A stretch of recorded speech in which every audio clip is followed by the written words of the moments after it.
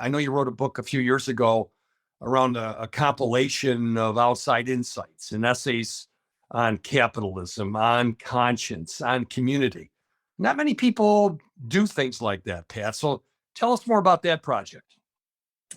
Well, it got started when the local newspaper asked me to first join the editorial board, which I did. And then I was on there for a couple of years, and they said, would you be interested in writing a weekly column, a Sunday column for the paper? And at first I was a little apprehensive because I hadn't published stuff like that before, that was going to be read by, you know, each week about three or 400,000 people. Right. So I did it, and then I got into it, and I stayed at it for 4 years. And I asked him, I said, I can't write on business because that's too boring to me. There's a lot more stimulating things out there to talk about. And sometimes I wrote on business, but I said, I'm going to kind of wander around, and they let me do just that. They let me write about just about anything that I wanted to write. Obviously I didn't write about politics, and I don't write in an offensive way. But I had a lot of thoughts that I wanted to get out. And after I'd done that, what actually stimulated me more than anything else, Leo, is there was a little pamphlet I did when my son graduated from Fordham. And I think you have a copy. You maybe have a copy. Yeah. Will do. And I wrote in my newspaper column, if anybody wants a copy of this, and it's just a little affirmations to get you going in business, things you have to learn, things that you got to kind of train your brain. Right.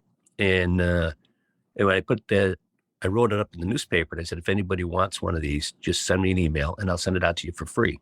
I wasn't doing it to make money.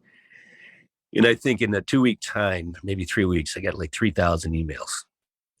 That's when I started to realize there's a lot of people out there that are looking for some direction, or their grandkids are, or their kids are. And this little simple pamphlet could do that. There's probably more that I should be doing to provide that. Yeah. And that's all I got in the book. That's all I said, I should publish this, and I should, kind of memorialize some of my thoughts, not only for my own son, but just that would help other people. And it turned out to be quite successful. Yeah. How do you come up with the ideas, Pat? I mean, that you're on a time clock in terms of editorial content, I'm sure. Yeah. I know you did this for almost 5 years, if I remember right. Yeah. Just Correct. that one stint with the with the Democrat and Chronicle in your backyard in Rochester there and things. What was the impetus for coming up with different ideas to stimulate people? Was it the walking up the grocery aisle? Hey, Pat, I enjoyed that. Was it, at the country club? Was it, hey, I read your article, you should write about this? Tell us more about how your ideas come about. Kind of all of the above what you just said. That all happens, right? And but you walk into Wegmans, and there's a mother there, a single mother with her son. And she says, Mr. Burke, will you tell my son, kind of give him some guidance? Of course, I'm there just to pick up eggs and milk, right? Exactly. And I said, what? I said, I'm certainly not qualified to do that.